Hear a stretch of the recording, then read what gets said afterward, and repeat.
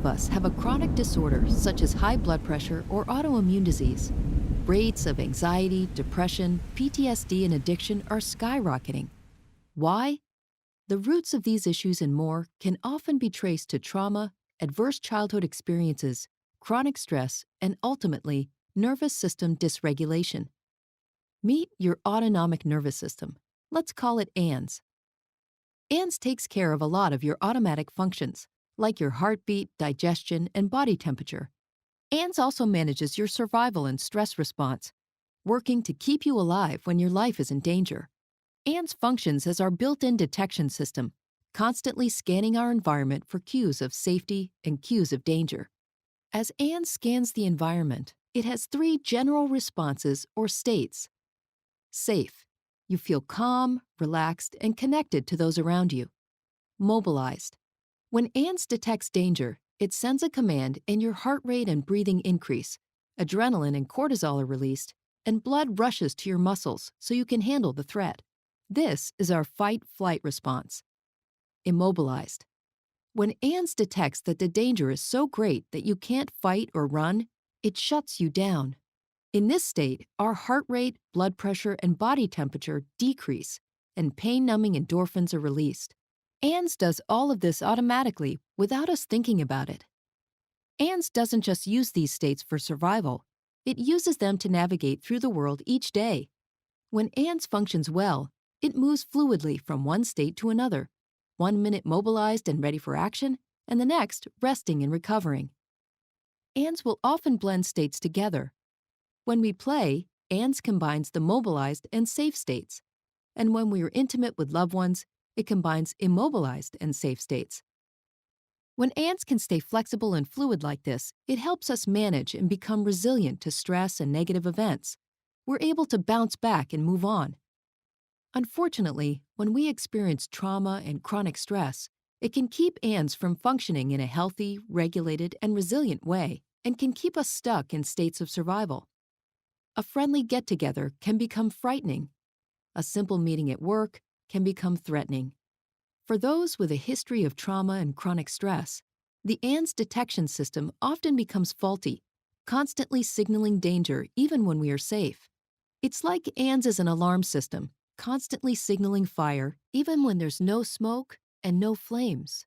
Consistently living in these survival states can be debilitating, and we often develop adaptive strategies like using drugs, alcohol, food, work, or sex in an attempt to bring regulation and temporary relief. Understanding how trauma impacts us is critically important. There is a whole spectrum of experiences that can be traumatizing and adversely impact ANS, like accidents, assaults, and natural disasters, which are often called shock traumas. There is also developmental or relational trauma, when we experience chronic adversity, abuse, neglect, and lack of safety while growing up. Many other experiences can be traumatizing, including chronic stress, medical procedures, and adverse community environments like poverty, discrimination, and violence. Additionally, new research in epigenetics shows us that trauma can get passed down genetically at least 3 generations. In the past, we've thought about trauma as events that happen to us. We now know that trauma is an experience, not an event. It's what happens inside of us as a result of what happens to us. It's our response to the event rather than the event itself. Over 20 years ago, Kaiser and the CDC launched a groundbreaking study of over 17,000 patients that showed a direct link between adverse childhood experiences, or ACEs, and long-term health and wellness. In the study, 2/3 of participants reported at least one ACE. Over 20% reported 3 or more. When participants reported 4 or more ACEs, this corresponded to an increased chance for heart disease, cancer, drug abuse, and more. With 6 or more ACEs, life expectancy decreases by almost 20 years. We are learning that many physical and emotional symptoms may emerge from a chronically dysregulated ANS. When ANS gets stuck in survival states, our biology shifts its focus from the tasks that keep us healthy, happy, and thriving to surviving the immediate perceived threat. Many conditions and symptoms that are chronic and difficult to diagnose and treat can be attributed to a dysfunctional ANS. Our childhood experiences can also keep us from connecting with others. This is vitally important because as children, our number one survival priority is to attach to caregivers. When the people responsible for our safety aren't safe, and we are living in chronic states of unsafety, ANS doesn't get wired right. The part of ANS that judges what is safe and what is not becomes faulty. If intimacy and connection were unsafe as a child, as adults, we'll often unconsciously reject attempts from friends and partners to connect.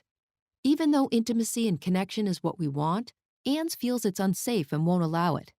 Trauma compromises our ability to engage with others, replacing the need for connection with the need for protection.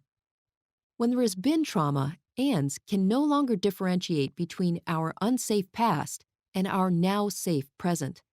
ANS can't turn off the need to protect, even though we are now safe. So what can we do when ANS becomes dysregulated? How do we recover from trauma and develop a healthy, regulated, resilient nervous system?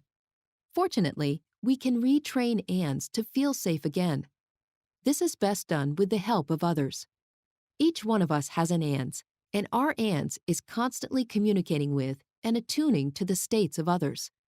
We autonomically mirror the states of those around us. This is called co-regulating. We see it in herd behavior. If one animal senses danger, the entire group becomes more alert, increasing their chances of survival. We're exactly the same. When we're with others who are stressed, angry, or depressed, it makes us feel worse. When we're with others who are calm and happy, it makes us feel better. Connecting with others who are safe, attuned, and present is the best way to restore a healthy ANS. For those struggling to recover from the impacts of trauma, there is an emerging field of innovative clinical therapies that have been developed to reestablish safety and regulation to ANS. We're also learning that many of the activities we intuitively know make us feel better, like spending time in nature, practicing yoga, dancing, helping others, and more, can help ANS become more regulated and resilient. Healing from trauma and finding release from being stuck living in survival states comes as ANS becomes regulated, increases its capacity for resilience, and regains its flexibility. It's not about being calm all the time or mobilized all the time. It's about having a flexible and resilient nervous system that can accurately assess safety and danger and responds appropriately. We're truly resilient when we can fluidly move from one state to another. For those living with the impacts of trauma and chronic stress, becoming unstuck is like beginning a new life.